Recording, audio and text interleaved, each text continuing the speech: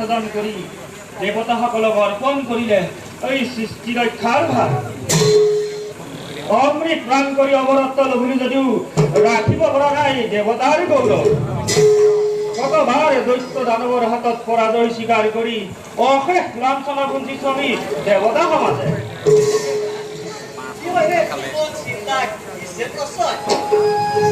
দুখৰ পাছত সুখ আহে নিয়ম আন্ধাৰৰ পিছত পোহৰ নিশ্চয় নামে বৰ্তমানেতো আমি সুখতেই আছো সৃষ্টি স্থিতি আৰু দয়াৰ গৰাকী যিজন সেইজনৰ অপাৰ কৰোণা যেতিয়া আমাৰ ওপৰত তেন্তে তেন্তে কোনে পাৰে কৰিব এই বৰুণ দেবে উচিত কথাকেই বহিছে কথা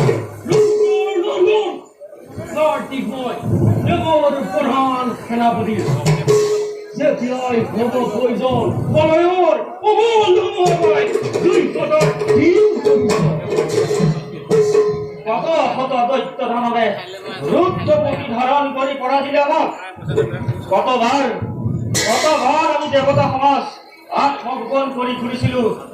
দেৱৰ আশীষ ধন্য হৈ বাৰে বাৰে দৈত্য দানৱে দেৱতাৰ কৰ্মত ঘটাই বেঘাত অতি সংশয় ভৱিষ্যতৰ চিন্তা পৰিহাৰ কৰি বৰ্তমানৰ কথা চিন্তা কৰা অমৰাৱতীৰ চৌদিশে আনন্দৰ কিৰণ যদিওবা দৈত্য দানৱে বাৰে বাৰে কৰে পৰাজিত তথাপিও অসুৰৰ জগতধাৰীৰ বিষয়ে কেতিয়াও কৰিব পৰা নাই আমাৰ তথাপিতো দেৱগণ